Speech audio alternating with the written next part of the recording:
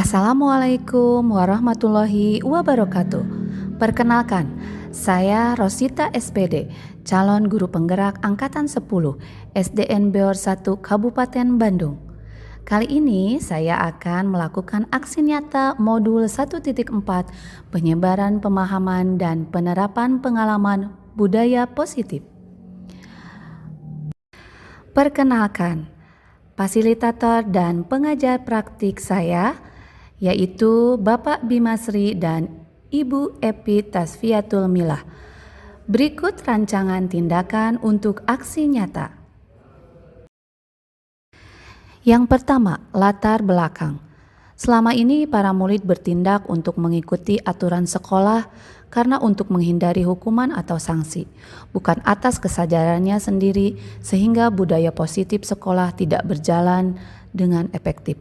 Untuk itu, perlunya kolaborasi dengan seluruh warga sekolah, baik kepala sekolah, guru, dan staf, serta orang tua wali murid. Selanjutnya, tujuan aksi nyata. Terbentuknya motivasi intrinsik pada murid untuk menjalankan keyakinan kelas. Membangun budaya positif di sekolah dengan meyakini nilai-nilai kebajikan universal.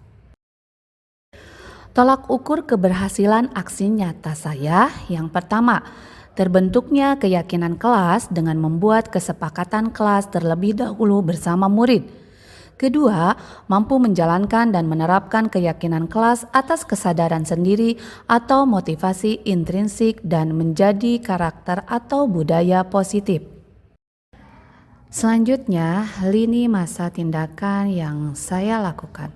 Yang pertama, berdiskusi dengan kepala sekolah dan menjelaskan pentingnya menanamkan konsep budaya positif di sekolah. Kemudian meminta izin kepada kepala sekolah untuk mendiseminasikan budaya positif ini dengan rekan sejawat. Kedua, mengundang guru dan staf untuk mengikuti diseminasi tentang budaya positif. Ketiga, menyusun keyakinan kelas. Dan yang keempat, merefleksikan hasil keyakinan kelas yang telah dibuat. Selanjutnya, dukungan yang saya butuhkan diantaranya yang pertama, dukungan dari kepala sekolah, rekan guru, serta murid untuk dapat melancarkan tujuan. Kemudian yang kedua, sarana dan prasarana untuk menumbuhkan budaya positif di sekolah. Dan yang terakhir yaitu dukungan dari orang tua dalam melakukan budaya positif di rumah.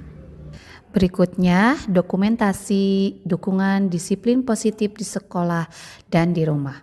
Pertama, dukungan dari kepala sekolah. Kedua, dukungan dari rekan guru. Ketiga, dukungan dari orang tua siswa. Berikut ini merupakan kegiatan diseminasi di sekolah mengenai pemahaman dan pengalaman budaya positif. Sudah lakukan. Assalamualaikum warahmatullahi wabarakatuh. Waalaikumsalam warahmatullahi wabarakatuh.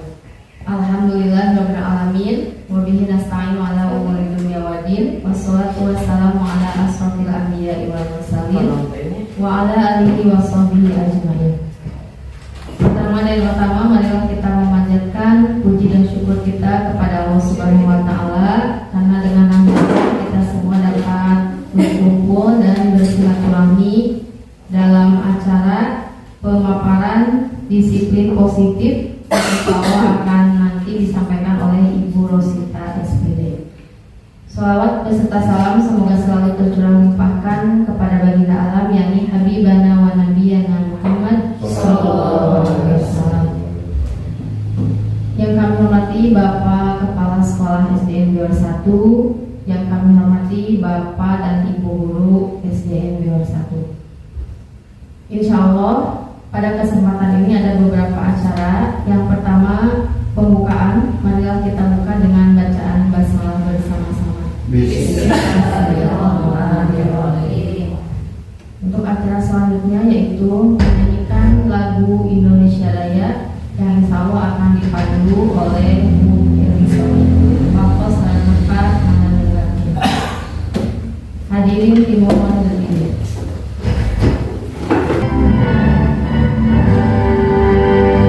Indonesia tanah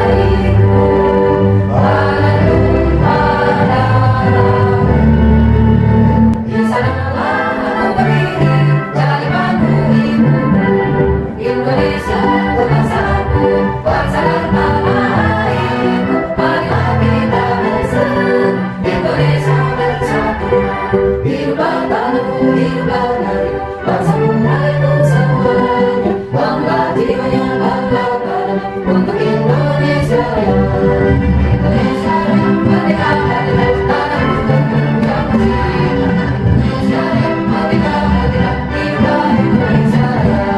Indonesia Raya, merdeka, merdeka, tanah yang bersih. Indonesia Raya, merdeka, merdeka, kita Indonesia Raya. Dimohon duduk kembali. Untuk acara selanjutnya yaitu sambutan dari Bapak Kepala Sekolah SDN 21. Yang terhormat kepada Bapak Idin, Faktor sangat tepat menyanyikan. Waalaikumsalam warahmatullahi wabarakatuh. Alhamdulillah ya Rabbil alamin wa bihi nasta'inu ala umuri dunya wad din wa ala alihi wa sahbihi ajma'in. La haula wa la quwwata illa billah. Bapak dan Ibu guru yang saya hormati, juga Ibu pengatur acara yang saya hormati, alhamdulillah dengan memanjatkan puji dan syukur kepada Allah Subhanahu wa Ta'ala, kita semua pada hari ini, siang ini dapat melaksanakan suatu kegiatan dan berkumpul dalam suasana yang bahagia ini. Mudah-mudahan kita semua ada dalam lindungan Allah Subhanahu wa Ta'ala. Semoga serta salam, semoga tercurah limpahkan kepada baginda alam Habib dan awal Rasulullah Muhammad SAW.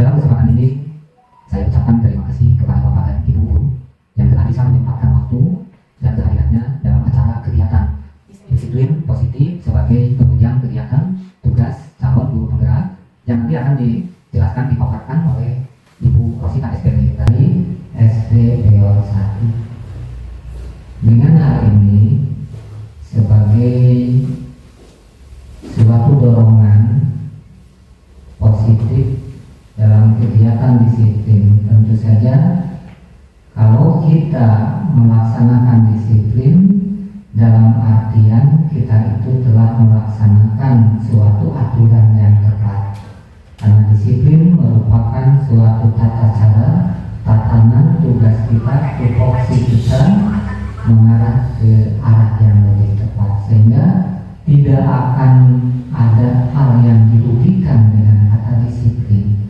Karena disiplin merupakan aturan yang bisa menguntungkan untuk diri kita, orang lain, bahkan lembaga. Sehingga dengan kata disiplin positif bisa menerapkan apa saja yang kita harapkan, terutama tujuan dalam tugas kita, terutama tupoksi kita sebagai pendidik. Jelas kita harus melaksanakan kedisiplinan tentang aturan tata cara mendidik siswa kita, terutama dalam KBM, tepat waktu.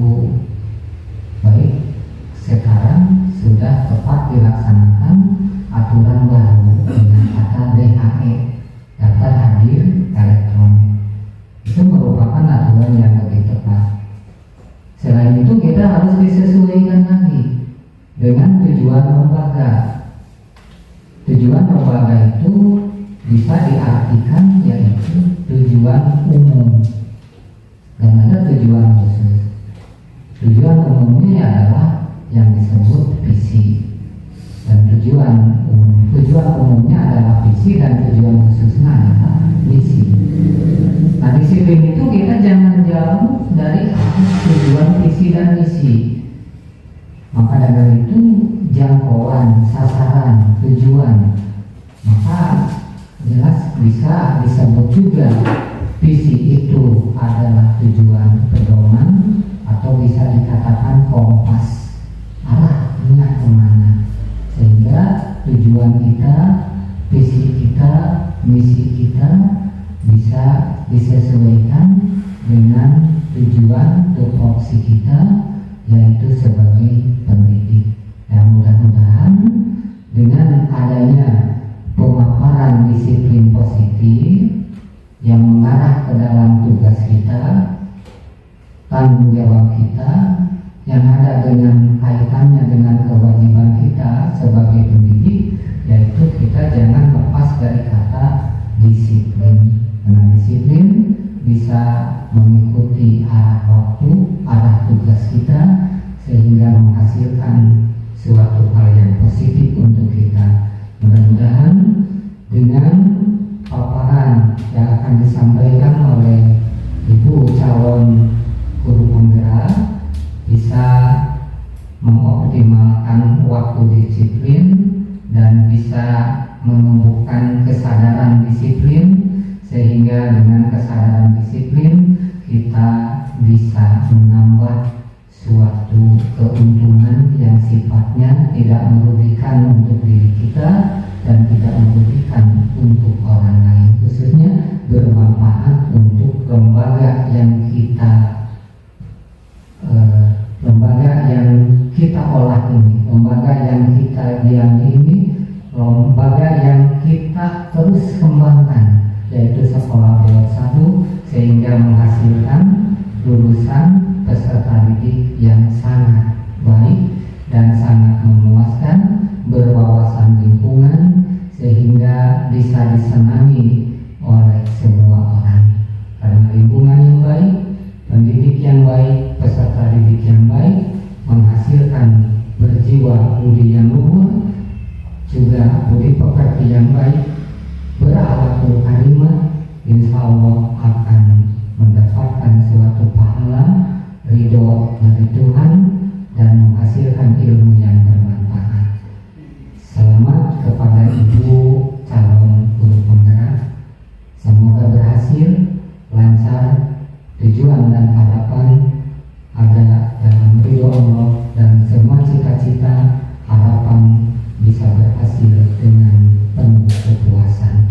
Sekian, terima kasih. Wassalamualaikum warahmatullahi wabarakatuh. Waalaikumsalam warahmatullahi wabarakatuh.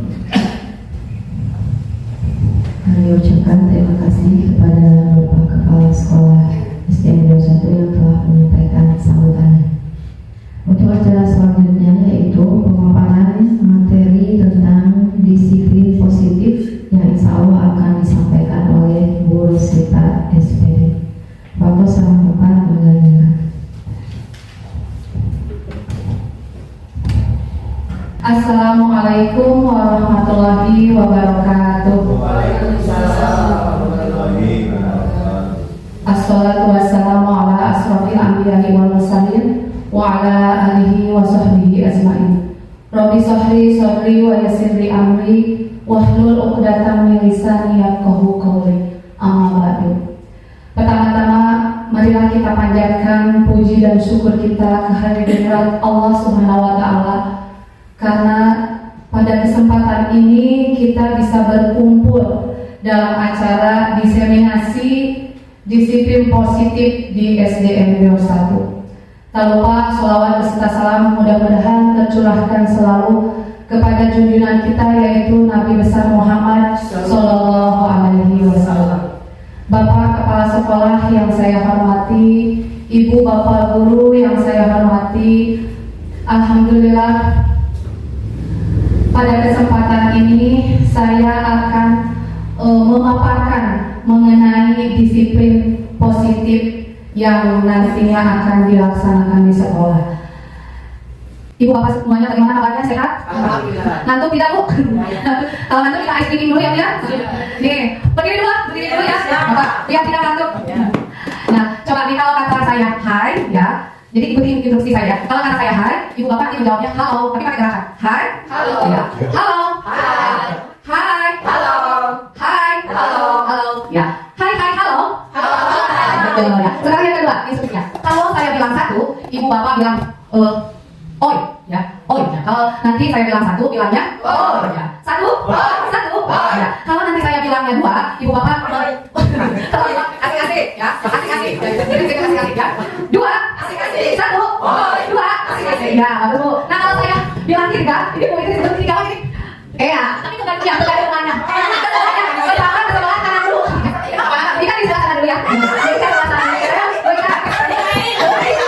Kamu ikan sebelah kanan, berarti ini ke sebelah kanan dulu. Iya. Pakai pegangan-pegangannya. Iya, gitu ya. Siap? Tiga. Ada benar. Tiga. Nah, kalau empat ke sebelah kiri. Nanti katanya. Lagi. Empat. Ya, empat. Ya, dua yang mulia. Nih, dari satu. Satu. Dua. Tiga. Empat. Ya, empat. Ya. Ya, coba lagi satu kali lagi. Empat.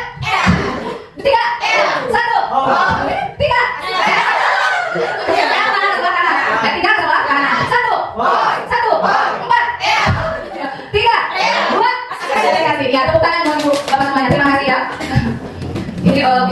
ibu bapak karena kita siang. Terima kasih ya kepada ibu bapak yang sudah bersedia hadir dalam diseminasi ini karena ibu bapak sudah pulang mengajar tapi tetap bisa semangat melaksanakan diseminasi ini. Nah, sebelumnya saya punya pantun dulu ya Bapak Ibu. Jalan-jalan ke Mangga 2. Cakep ya, jalan-jalan. Oh asik, mau asik. Jalan asik. Beor. Beor gitu. Jalan-jalan ke Mangga 2. Beor. Tidak lupa membeli pasta. Beor. Selamat datang rekan-rekan semua. Beor. Mari kita mulai diseminasi ini dengan bahagia. Saya akan memaparkan mengenai disiplin positif. Disiplin positif ini menurut teori kontrol by William Glasser itu ada 7 ya. Yang pertama yaitu tentang nanti makna disiplin, kemudian yang kedua teori motivasi, kemudian yang ketiga nilai-nilai kebajikan, yang keempat hukuman, konsekuensi dan restitusi, kelima posisi kontrol, yang keenam kebutuhan dasar manusia, dan yang ketujuh segitiga restitusi. Pertanyaan pemantik ya, pertanyaannya seperti ini. Setujukah Anda pernyataan berikut ini? Setujukah Anda dengan pernyataan berikut ini? Yang pertama, hukuman dapat mendisiplinkan anak.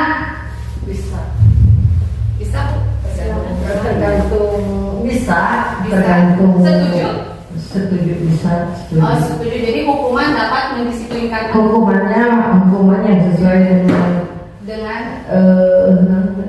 mendidik. dengan mendidik Ya, Bu Haji setuju. Yang kedua, pertanyaan kedua, pemberian hukuman dengan hal positif seperti membaca atau membersihkan halaman sekolah dapat meningkatkan disiplin anak. Setuju tidak? Jadi pemberian hukuman dengan hal positif, ya, dengan hal positif. Oh ini kan tulis 5 baris mengajar. Atau membersihkan halaman itu juga hal positif contohnya ya. Atau dengan membaca, jadi anak kita membaca. Nah itu dapat meningkatkan disiplin anak tidak? Tuh ya. Yang ketiga nih, memberi penghargaan. Memberi penghargaan itu seperti hadiah, ya, ranking, dapat meningkatkan motivasi belajar anak tidak itu? Yes, setuju. Ibu bapak angkat ya, dua orang, misalnya ibu, dua orang, Bu Yati sama Bu Neng, Bu Hadi sama Bu Sony, Pak Reki sama anak, Bu Sipa sama Bu Ika. Coba berdiri, berdua, kemudian saling berhadapan. Ya, saling berhadapan. Nah, di sini kita akan melakukan kegiatan coba lakukan. Nih, Anda adalah, boleh siapa yang menjadi A atau B? Ya, tugas Anda adalah mengepalkan salah satu tangan Anda. Dua-duanya mengepalkan, Bu Ika 1, Bu Sipa 1 ya. Ya, mengepalkan salah satu tangannya. Ya, kemudian coba Anda bayangkan bahwa Anda menyimpan sesuatu yang sangat berharga di dalam kepalan tangan Anda. Bayangkan, di sini ada emas, saya uang 10 juta, ada apa ya? Bayangkan. Coba sekarang Anda perlu menjaga benda tersebut sebuah tenaga karena begitu pentingnya untuk kehidupan Anda. Ini benda berharga, begitu penting buat Anda. Nah, itu ya, tugas. Sekarang tugas yang B, ya, yang B adalah mencoba dengan segala cara untuk membuka kepalan tangan teman yang A. Teman Anda B boleh dengan cara membujuk, menghardik, mengintimidasi, memarahi, menggoda, menggelitik, bahkan menawari Anda uang agar Anda bersedia membuka kepalan tangannya. Silakan.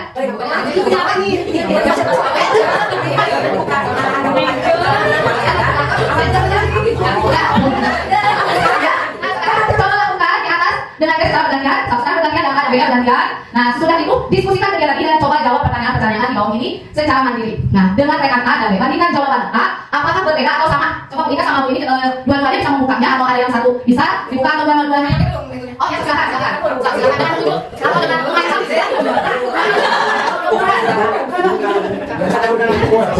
sudah coba Bu Haji Tuti dan Bu Sony bagaimana tanggapan dari barusan kegiatan yang Anda lakukan? Apakah Bu Haji sama atau tidak? Dibuka sama dibuka atau tidak? Atau yang satu boleh membukanya tapi dengan menunjukkan apa? Atau yang Bu Sony mah? Ya. Alhamdulillah yang baru saya sampaikan yaitu tetap menjaga kedisiplinan atau kepala ini, ya tangannya. Bu Haji tetap sama-sama keras tidak membukanya maupun dengan Kenapa alasannya kenapa tidak mau membukanya Bu Sony? karena mempertahankan ini sangat berharga dan dipertahankan dengan sekuat tenaga. Ya, terima kasih Bu Haji dan Bu Sony ya. Ada lagi? Bu Ika, silakan. Jadi praktek tadi saya yang jadi A dan jadi B.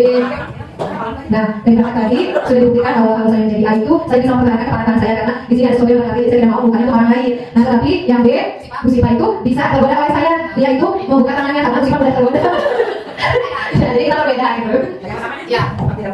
Terima kasih ya. Jadi setiap orang itu bisa berbeda-beda ya. Ada yang bisa terbujuk, ada yang bisa ada yang mau mempertahankan.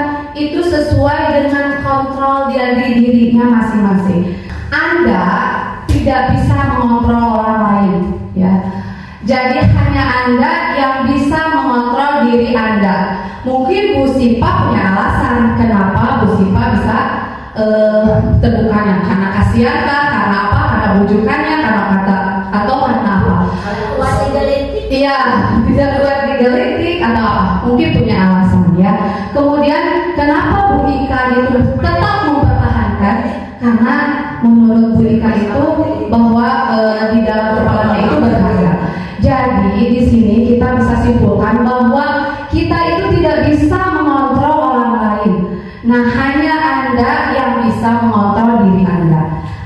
Bagaimana tentang tadi ya teori kontrol yang dijelaskan oleh William Glasser, yaitu tentang miskonsepsi tentang makna kontrol, ya kontrol yang ada di dalam diri kita. Nah, di sini nih, kita sebagai guru ya, guru itu kalau menurut kita itu kan kalau paradigma yang lama itu guru mengontrol murid.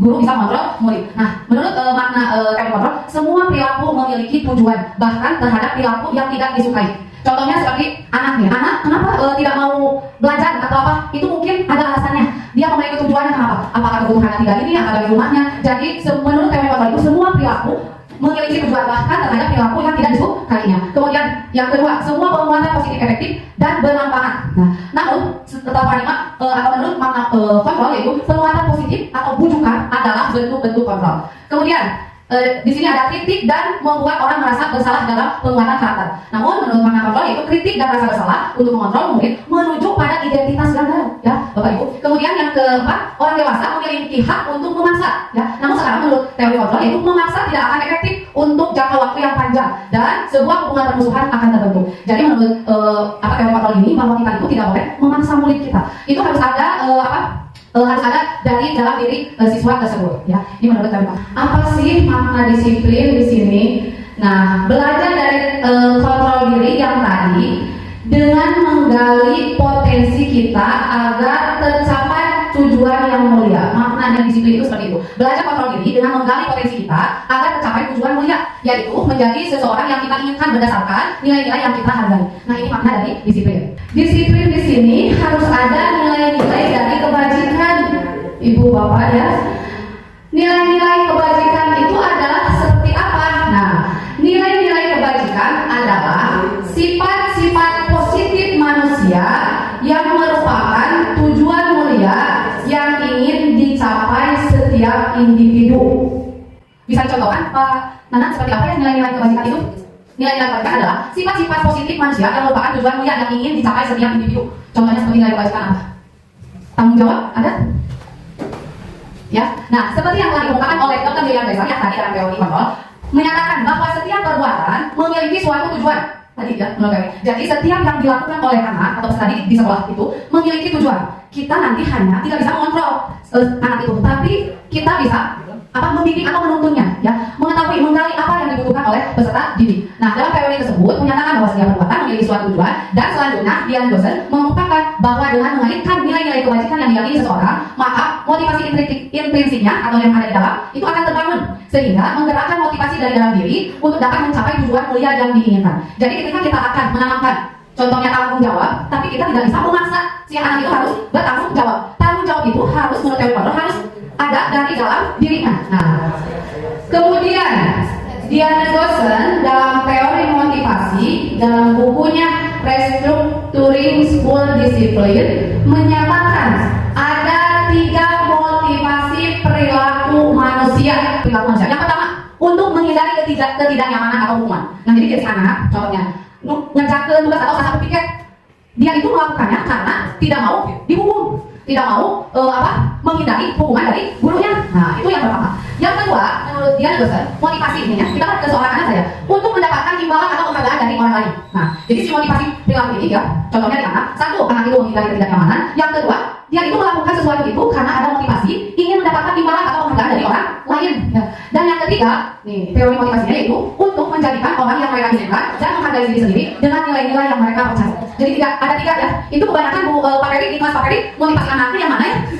Apakah dia itu melakukan itu untuk menghindari ketidaknyamanan atau untuk mendapatkan imbalan, atau itu yang mereka inginkan untuk menghargai dirinya, kemudian dengan nilai-nilai yang mereka percaya di oh karena contohnya tanggung jawab ini memang harus dilakukan, tidak ada ibu dari dirinya. Tadi dipakai misalkan untuk mendapatkan imbalan oh, harganya orang lain. Oh iya, kebanyakan di kelas Pak Ferry ini untuk mendapatkan imbalan atau penghargaan dari orang lain. Jadi Pak Ferry punya hadiah, kayaknya akan memotivasi anak untuk senang belajar, ya, untuk mengerjakan sesuatu ya. Itu Pak Ferry. Nah kita nanti akan belajar bagaimana cara menumbuhkan nih motivasi. Nah pada anak yang ketiga ini ya, dengan cara apa? Dengan cara restitusi. Ya, restitusi. Apa itu restitusi?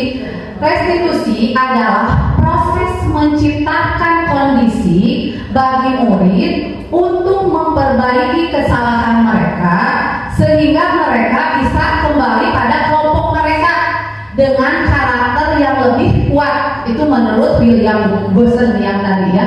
Jadi restitusi ini proses menciptakan kondisi bagi anak yang apabila akan melakukan kesalahan dengan cara direstitusi untuk memperbaiki kesalahannya. Restitusi juga merupakan proses kolaboratif yang mengajarkan murid untuk mencari solusi untuk masalah mereka dan membantu murid berpikir tentang orang seperti apa yang mereka inginkan dan bagaimana mereka harus memperlakukan orang lain. Nah, jadi restitusi ini, Bapak William Gibson ini menciptakan, jadi anak itu tidak disalahkan, tidak dihukum, namun kesalahan itu akan dia ungkapkan karena ada motivasi dalam dirinya. Nah, di sini ada perbedaan ya antara hukuman, konsekuensi, dan restitusi. Coba kalau di Ibu Nek, Bu Nek, sukanya melakukan hukuman atau konsekuensi atau restitusi?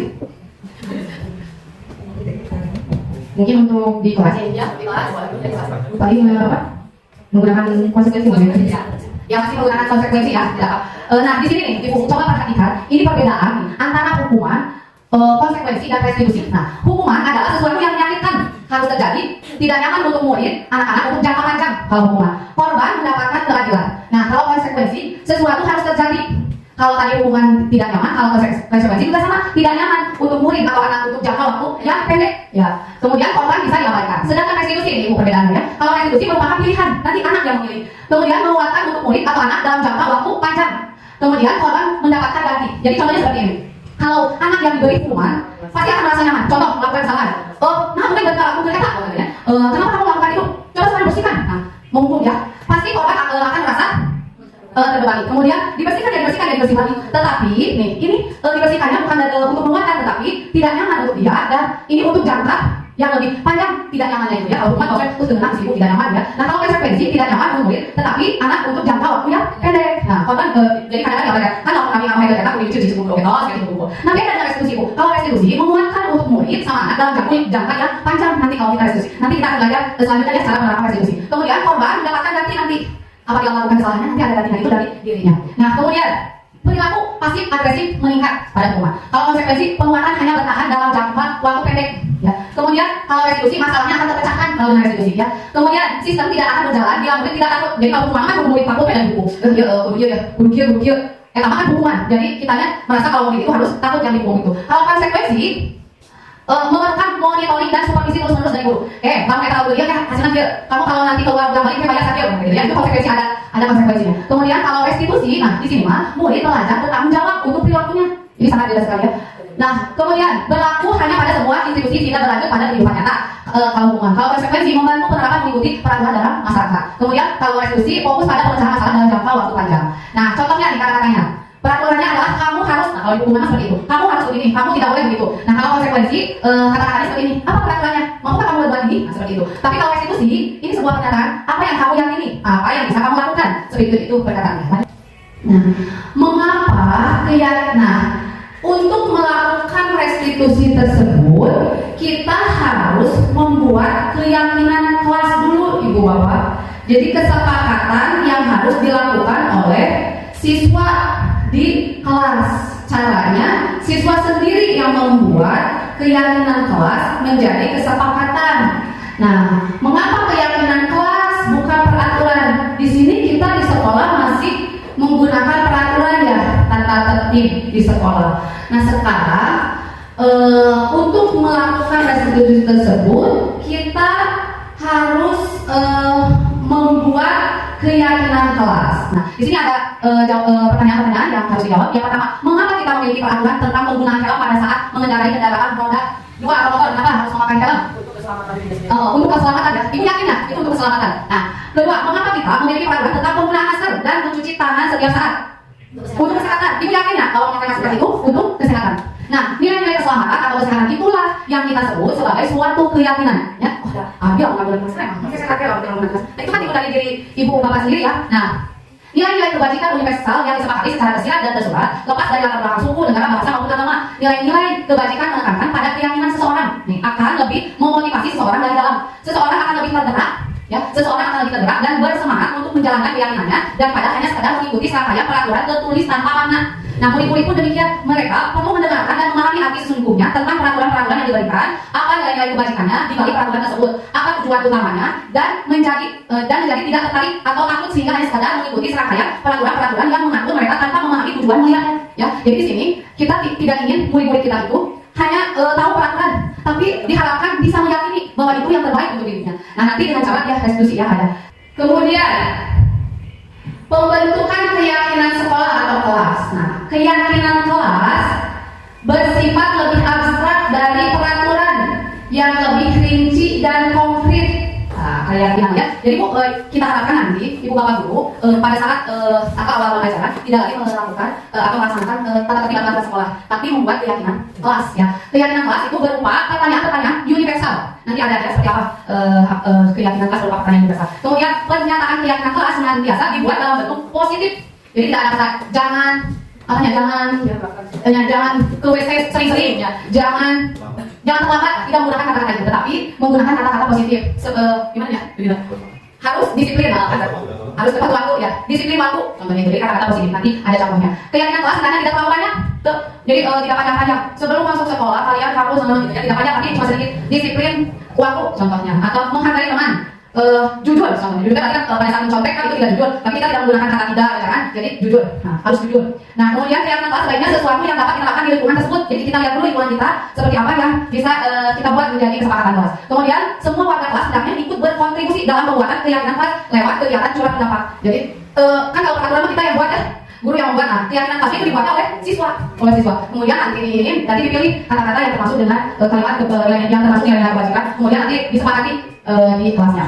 Kemudian bersedia meninjau kembali keyakinan kelas dari waktu ke waktu, jadi bisa berubah kelas. Nah, contoh keyakinan kelas ini di kelas 1 ya, misalnya setiap anggota kelas perlu belajar. Nah, nanti buat kata-katanya seperti apa. Kemudian setiap anggota kelas perlu senang, setiap anggota kelas perlu melakukan tugas, setiap anggota kelas perlu saling menghargai. Nah, ini ya sampai terus di kelas 5 ini selalu bersikap positif, senantiasa menjadi diri baik. Lanjut Bu Sifat. Nah, sekarang 5 kebutuhan dasar manusia. Nah, ketika kita mendapatkan apa yang kita inginkan, sebetulnya saat itu kita sedang memenuhi satu atau lebih dari satu kebutuhan dasar kita. Contoh kayak tadi saya contohkan, ketika anak mau nantinya di kelas nanti malas nulis, dia mau tidur karena dimulai malasnya, kadang-kadang kita malas tidak mau nulis. Itu kan kita berarti sebagai penghukum ya tadi, menghukum. Tidak tahu kebutuhan dari setiap anak itu apa kebutuhannya. Nah, kebutuhan manusia itu menurut William James itu ada 5. Yang pertama yaitu kebutuhan untuk bertahan hidup atau survival. Yang kedua, kasih sayang dan rasa diterima atau love and belonging. Ketiga, kebebasan atau freedom, tempat kesenangan atau fun, dan yang kelima yaitu penguasaan. Nah, di sini kita juga yang mau menuju sedih, mau nggak sok males karena mungkin kebutuhan kita di rumah kadang-kadang tidak terpenuhi. Nah, udah kasih sayang di seorang suami kan kadang-kadang cuma pengambil. Nah, begitu pula di ini para siswa. Nah, ketika anak melakukan itu, kita gali dulu apa kebutuhan apa yang mungkin dibutuhkan oleh si anak tersebut. Ya, tidak sama kebutuhan. Mungkin anak itu nggak mau sunat, tidak mau nulis. Mungkin kebutuhan yang tadi pertama itu kebutuhan bertahan hidupnya, nah, tidak dikasih makan, tidak sarapan dari rumahnya. Ya, mungkin tidak sarapan. Jadi kita harus menggali, tidak langsung menjas menjadi penghukum murid itu lesu karena nulis kan. Jangan sampai seperti itu. Kemudian mungkin dia itu kurang kasih sayang dari orang tuanya ya, dicarikan lagi kumina, jadi kurang semangat ke sekolahnya. Jadi di sini kita sebagai guru harus mengetahui kebutuhan dasar dari peserta didik kita. Nah, kemudian itu tentang 5 kebutuhan dasar. Jadi kita harus mengetahui 5 kebutuhan dasar manusia. Kita juga sama, tidak hanya peserta didik, namun guru juga sama memiliki kebutuhan. Nah, kemudian ada yang disebut tadi ya, 5 posisi kontrol. Ibu Bapak. Nah, 5 posisi kontrol itu ada yang disebut penghukum, ada yang disebut dengan pembuat orang merasa bersalah, ada yang disebut teman, ada yang disebut pemantau, ada yang disebut manajer. Silahkan Anda dibaca aku. Tuh, Wika baca sama Wika. Coba kalau guru yang sebagai penghukum seperti apa kata-katanya? Guru berbuat Penghukum kalau sebagai guru yang penghukum bagaimana? menunjuk menyakiti. Contoh kata-katanya seperti apa?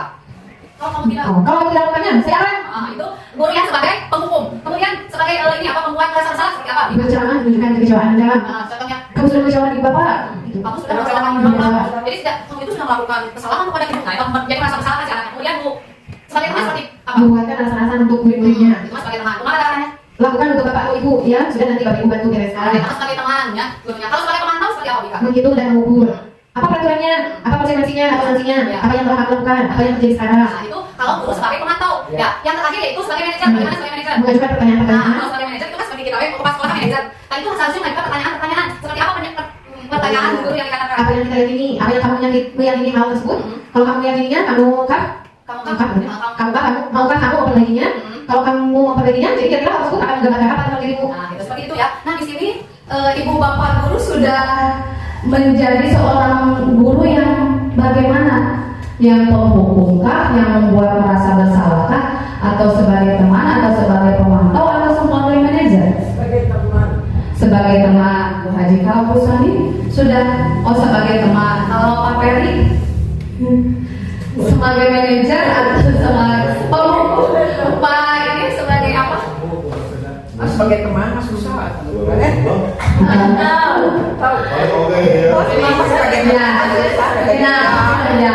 Jadi dari 5 posisi kontrol ini diharapkan ibu bapak guru itu bisa menjadi manajer untuk peserta didiknya.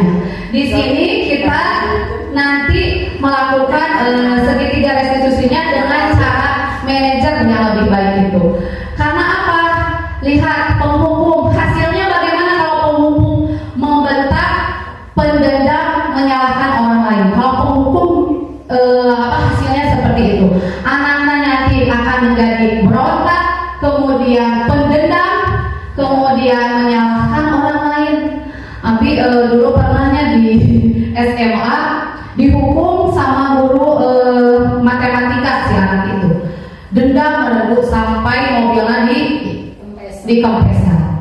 Ya itu kalau kita memposisikan sebagai penghukum. Tapi kalau memposisikan sebagai pembuat merasa bersalah, nah hasilnya bagaimana? Menyembunyikan dan menyangkal berbohong. Seperti itu nanti hasilnya.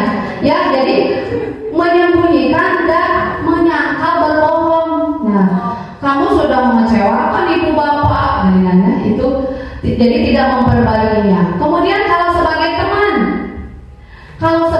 teman itu nantinya akan ketergantungan. Apa ya ada si ibu teh bagus caranya rekan oke malah iya akan musapan. Kalau sebagai teman seperti itu nanti ketergantungan si anaknya. Nah kalau sebagai pemantau, menyesuaikan bila diawasi. Jadi kalau sebagai pemantau kadang-kadang si anak itu melakukan itu ketika diawasi oleh gurunya. Mau tak ada guru nama nggak anggar itu lagi ya. Tetapi nih kalau kita sebagai manajer hasilnya menguatkan karakter. Nah, jadi membentuk karakter yang baik sesuai dengan nilai-nilai kebajikan tadi. Nah, diharapkan kita itu sebagai guru memposisikan sebagai manajer. Nah, ada video tentang posisi ini ya.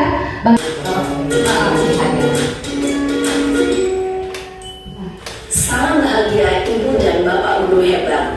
Dalam penerapan disiplin positif restitusi, salah satu program yang dikembangkan adalah 5 posisi kontrol.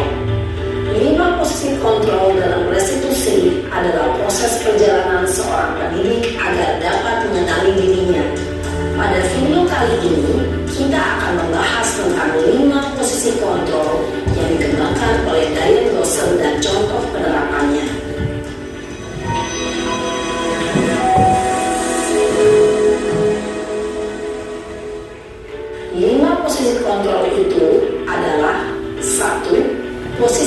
menghukum.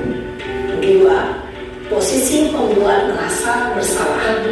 3. Posisi teman. 4. Posisi pemantau atau monitor. Dan 5. Posisi manajer. Untuk lebih memahami kelima posisi tersebut, mari kita saksikan kasus Naren yang terlambat hadir 20 menit di sekolah dan melihat bagaimana kelima posisi kontrol dalam menghadapi masalah tersebut.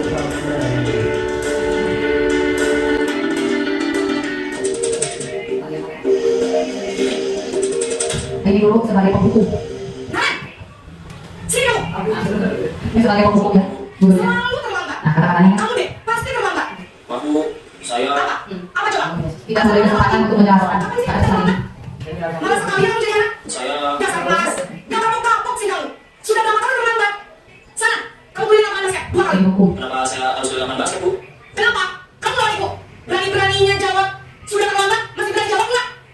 Sekarang, kamu beli lapangan basket 5 kali sekalian. Biar kapok. Cepat, pergi sama lapangan basket. Posisi menghukum biasanya berbicara dengan nada tinggi, menghardik, menunjuk-nunjuk, menyakiti, dan menyindir. Hukuman bisa berupa fisik maupun psikis. Ibu dan bapak guru hebat, dampak yang terjadi pada murid ketika guru berada pada posisi menghukum adalah murid cenderung akan memberontak, bahkan menerima denda. Membuat merasa bersalah.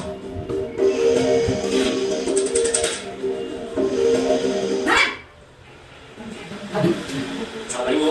Naren. Kamu kenapa terlambat lagi, nak? Ya Tuhan, Naren. Kamu sudah kayak bikin susah ya? Kalau kamu terlambat lagi, nanti ibu yang ditegur bapak kepala sekolah, nak. Disangka ibu tidak bisa minta kamu. Duh, gimana ini? Maaf Bu. Duh, Gusti Naren. Kamu suka ya kalau ibu tegur bapak kepala sekolah? Terus, sekarang ibu harus tulis apa yang ibu absen? Ini kamu sudah sampai terlambat loh. Ibu harus apa coba? Maaf Bu. Maaf sekali. Ya sudah, lain kali jangan bikin susah lagi, nak ya. Ibu tidak kuat lagi kalau kamu begini terus. Bisa jantungan kalau ibu tegur bapak kepala sekolah. Sana cepat ke kelas. Maaf ya Bu. Maaf sekali. Posisi membuat rasa bersalah, berbicara dengan nada tenang, cenderung lembut. Namun kata-kata yang diutarakan membuat murid merasa menjadi orang yang gagal, memandang buruk dirinya sendiri, merasa tidak berharga, dan tidak sanggup membahagiakan orang lain. Ketika guru mengambil posisi membuat rasa bersalah, murid akan menganggap dirinya yang bersalah dan ia akan menyimpan emosi negatif tersebut dalam dirinya.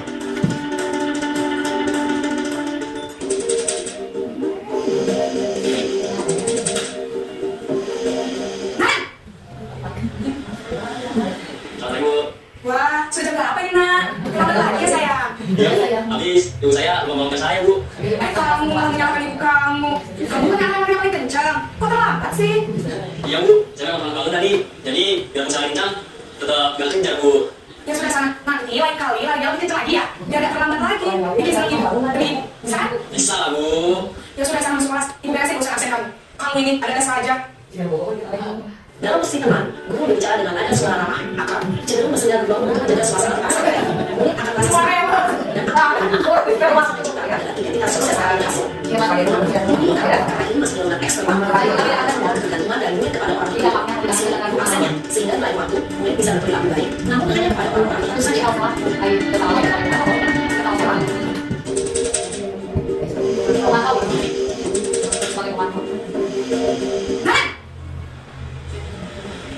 Selamat pagi Bu. Nah, Ren, apa peraturan sekolah kita tentang jam berapa kita harus masuk sekolah, nak?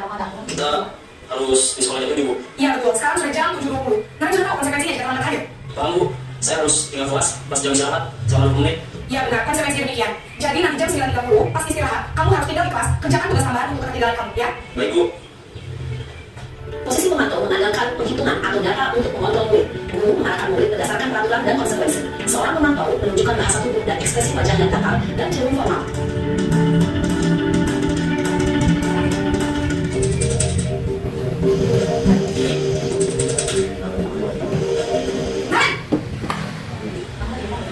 Selamat pagi Bu.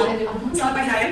Maaf Bu, saya terlambat. Iya, sekolah masuknya jam 7, sekarang sudah jam 7.20. Jadi sekarang bagaimana ya, Naren? Maaf Bu, saya lupa dalam kelas malam. Baiklah, menurut kamu, keyakinan sekolah yang mana yang perlu kamu tingkatkan? Menghargai diri sendiri dan orang lain kita Bu. Setuju. Jadi, apakah Naren meyakini prinsip saling menghormati tersebut? Iya Bu, saya meyakininya. Apakah Naren bersedia memperbaiki masalah keterlambatan ini? Bersedia Bu. Bagaimana kalau Naren memperbaiki masalah keterlambatan ini? Saya mencoba untuk tidak menjadi alam saya Bu. Baik, kalau Naren mau minta alam di rumah, ada orang yang kira-kira bisa bantu mengingatkan tidak?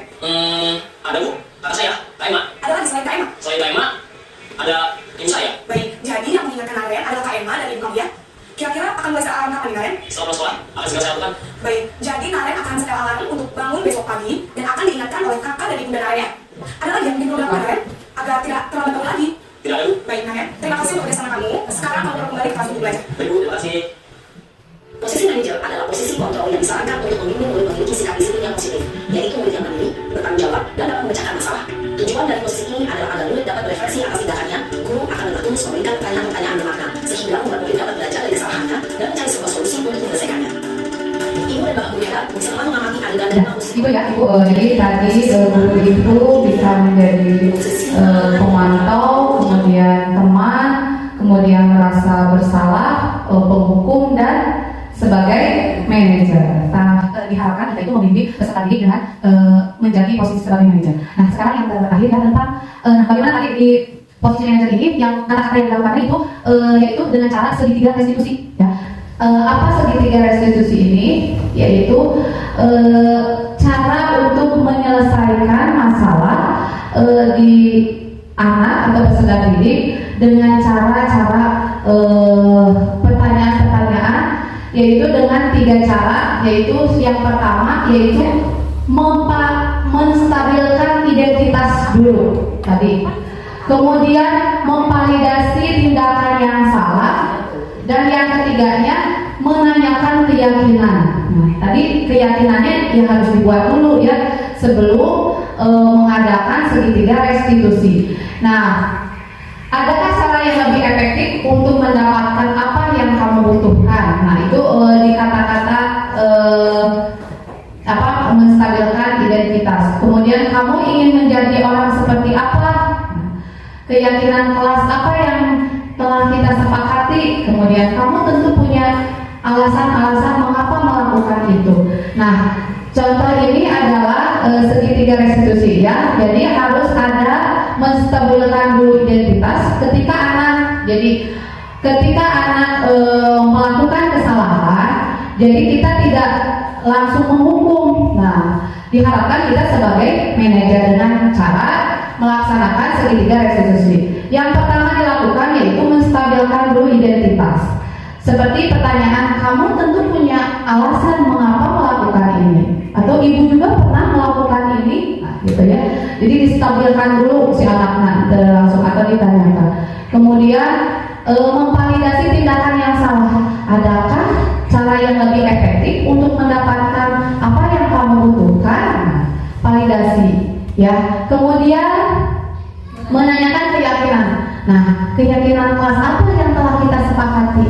Nah, nanti di terakhir bisa ditanyakan, kamu ingin menjadi orang seperti apa? Seperti itu. Menstabilkan identitas. Nah, 3 cara melakukan segitiga restitusi, yaitu menstabilkan identitas, kemudian Salam dan bahagia. nah ini nanti tertuang dalam video ini Bu. Jadi biar tidak dijelaskan ke video. Tentang salah satu program disiplin positif yang diterapkan di lingkungan sekolah yang dikenal dengan nama restitusi. Nah ini dimana langsung nanti ke siswa. Restitusi dikembangkan oleh pakar pendidikan Diane Gosling berlandaskan pada teori kontrol Dr. William Glaser. Segitiga restitusi adalah suatu proses dialog yang dijalankan oleh guru atau orang tua agar dapat menghasilkan murid yang mandiri dan bertanggung jawab. Pada saat murid posisi manajer, aspek yang dikembangkan pada murid adalah motivasi intrinsik. Ketika kita menjadi manajer itu menumbuhkan motivasi intrinsik. Menjadi suatu kebiasaan positif yang akhirnya membentuk karakter murid.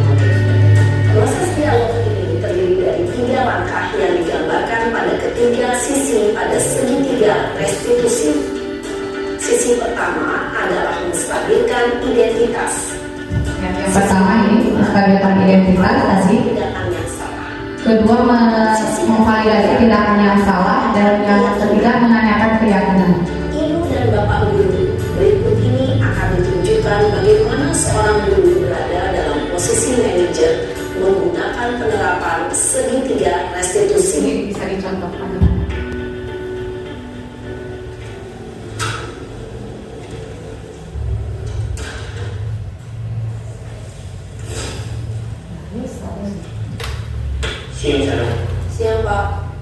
Sudah lama gak ketemu Sarah? Kenapa hari ini ada di sini? Kesel Pak, kesel banget. Masa aku dikatain tukang fitnah Pak? Ya aku marah lah. Aku balik ngatain Eka di depan kelas. Kesel banget. Oh begitu. Ya pasti kamu marah dan kesal. Bapak Ini menstabilkan identitas. bila ada yang menuduh Bapak seperti itu. Kemudian pada saat itu kamu mau melakukan apa? Ya saya harus ngatain Eka lah Pak. Kesel banget. Saya bentak-bentak dia depan teman-teman lain. Ini menstabilkan tindakan. Pasti kamu melakukan seperti itu karena suatu alasan tertentu kan? Iyalah, masa saya diam saja Pak? Ya saya bela diri lah. Masa saya dituduh tukang fitnah? Ya wajar lah.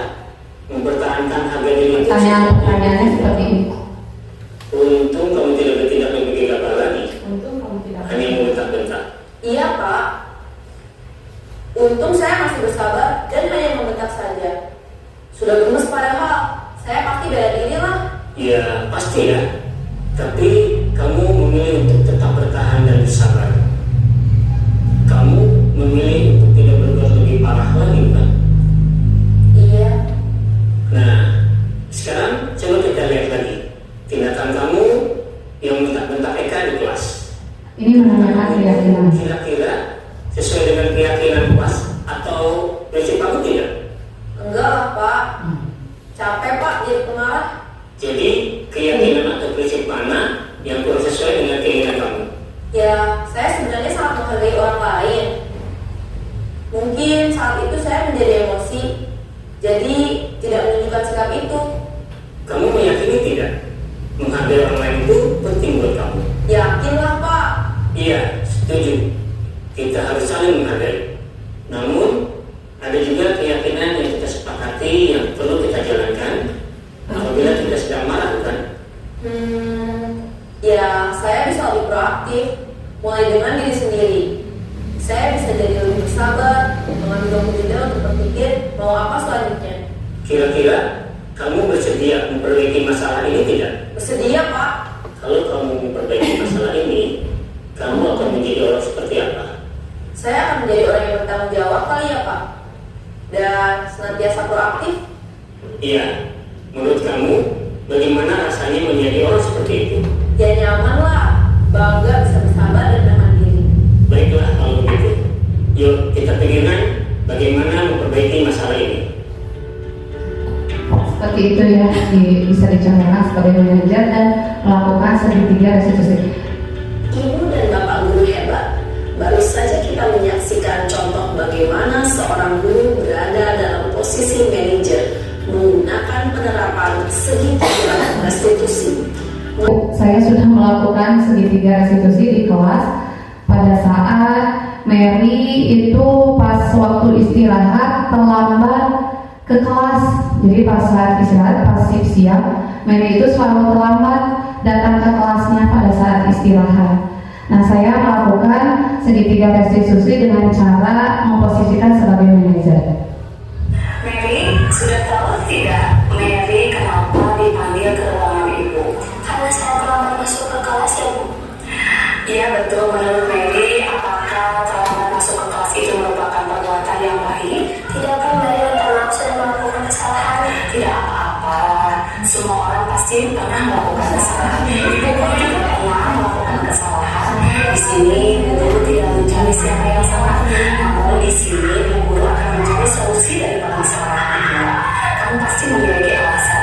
Sekarang coba ceritakan kenapa Mary suka terlambat ketika masuk ke kelas pas sekolah jam istirahat. Saya tak suka bermain dan ngobrol bersama teman sebelumnya, jadi saya makan dan minumnya sudah hampir selesai istirahatnya.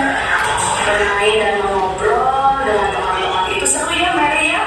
Kamu pasti menyukainya. Nah, adakah solusi yang bisa kamu lakukan? Kamu bisa bermain dan mengobrol, namun tidak terlambat masuk ke kelasnya. Adakah saya harus membagi waktu dengan bijak? Terus apa lagi? Dengan bijak ya waktunya. Ya, nah, kapan nih Mary bisa melakukannya, mengatur waktu itu? Mulai besok saya akan berusaha dan berkomitmen untuk selalu tepat waktu dan menghargai waktu dengan baik dan bijak yang Mary ya. Nah, Mary masih ingat nggak keyakinan kelas yang pernah kita sepakati bersama? Dan masalah ketiga yang menanyakan keyakinan. kelas yang mana ya? Pasti Bu, kesalahan yang saya lakukan berkaitan dengan keyakinan kelas, disiplin dan menghargai waktu. Ya, betul sekali Mary.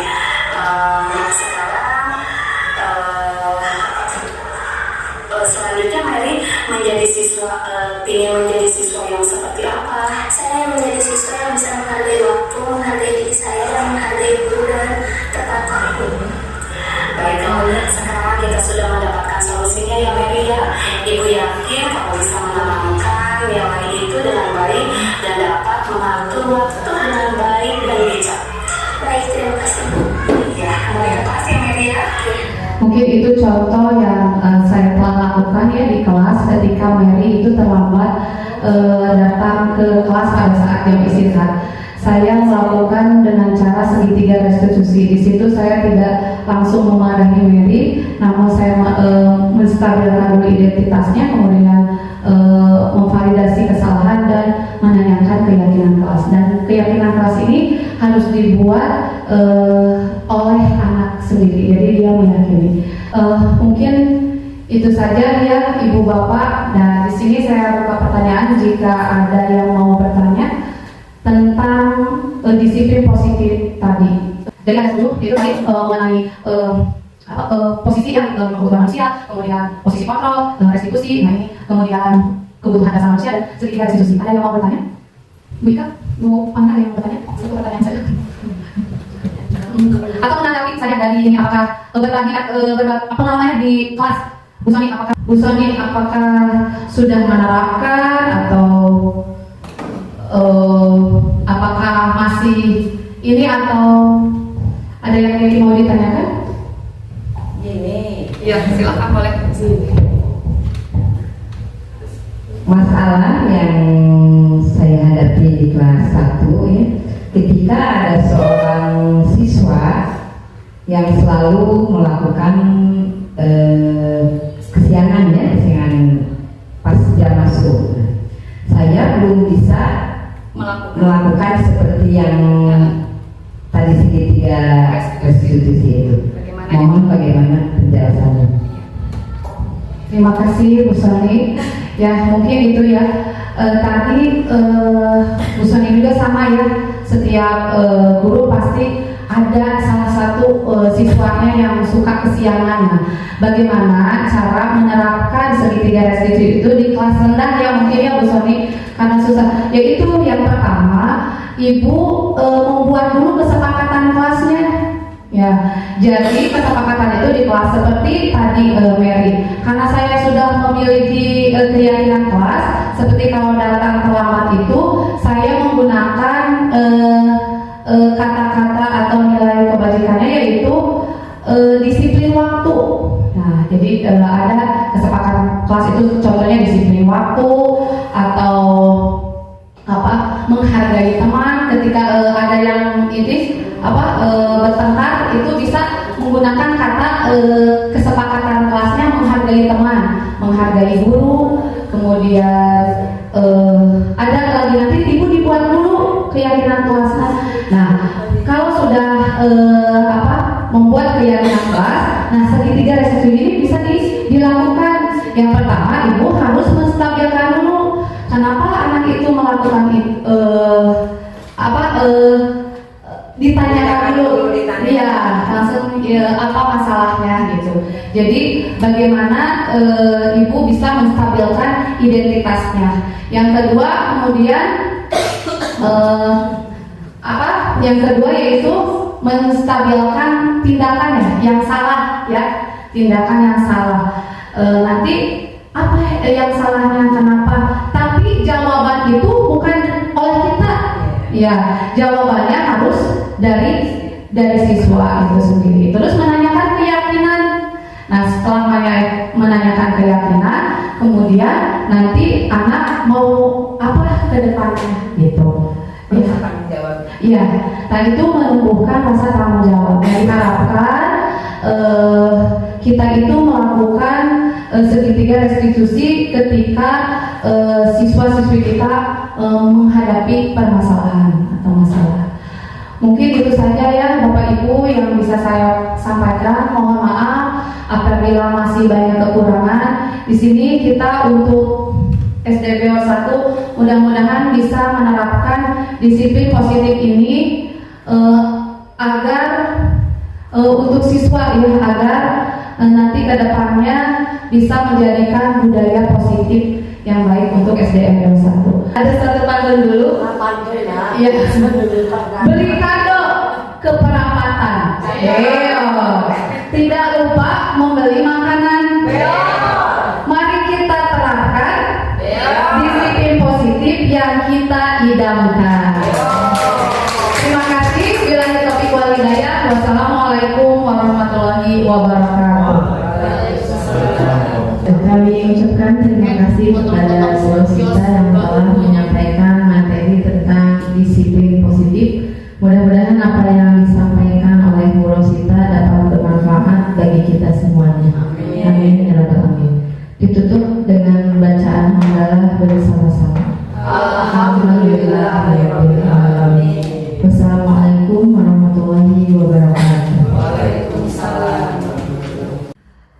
Dan berikut ini merupakan kegiatan membuat keyakinan kelas dan kesepakatan kelas bersama. Hari ini kita akan membuat kesepakatan kelas ya. Namun sebelum kesepakatan kelas, ada yang tahu nggak tentang keyakinan? Keyakinan kelas. Nah, keyakinan kelas itu apa yang kalian yakini ya tentang perbuatan-perbuatan yang baik ya di sekolah. Nah, kelas seperti tidak mencontek jadi apa ya? Jujur internasional. Kalau ini apa? Selalu terlambat ke sekolah. Tapi disiplin waktu. Nanti keyakinan itu kita buat menjadi kesepakatan. Nah, nanti kalian membuat satu saja keyakinan ya, yang menjadi nanti akan menjadi kesepakatan ya. Nanti 20 dipilih. Jadi ada berapa? Nah, kesepakatan ini harus kalian laksanakan nanti ya di pembelajaran selanjutnya. Ya, siap? Jangan.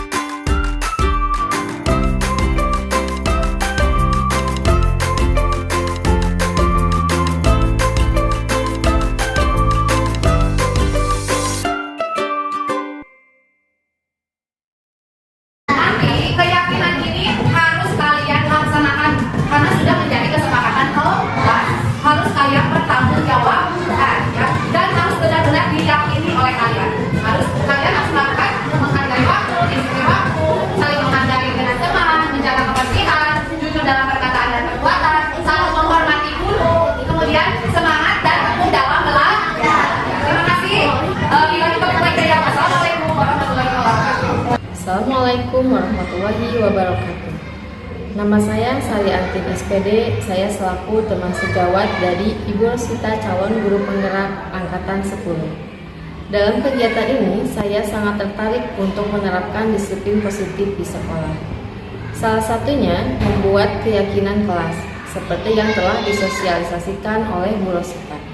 Alhamdulillah banyak perubahan yang terjadi, baik pada guru maupun siswa. Hal ini yang nantinya akan mampu membuat suasana pembelajaran yang aman, nyaman, dan tertib. Terima kasih kepada Ibu Rosita yang sudah mau berbagi praktik baik kepada kita semua. Semoga kita bisa menerapkan budaya positif dengan optimal sehingga sekolah kita jadi lebih baik. Wassalamualaikum warahmatullahi wabarakatuh. Assalamualaikum warahmatullahi wabarakatuh. Perkenalkan, nama saya Nisa Arini, kelas 5 SDN BR1. Hari ini saya sudah membuat keyakinan kelas bersama Ibu Rosita. Saya sangat senang sekali dengan keyakinan kelas yang saya buat bersama teman-teman. Saya akan bersikap disiplin dan tanggung jawab menjalankan keyakinan kelas. Wassalamualaikum warahmatullahi wabarakatuh. Sekian aksi nyata modul 1.4 mengenai budaya positif yang telah saya lakukan di sekolah. Terima kasih, semoga bermanfaat. Salam guru penggerak, bergerak, tergerak, menggerakkan.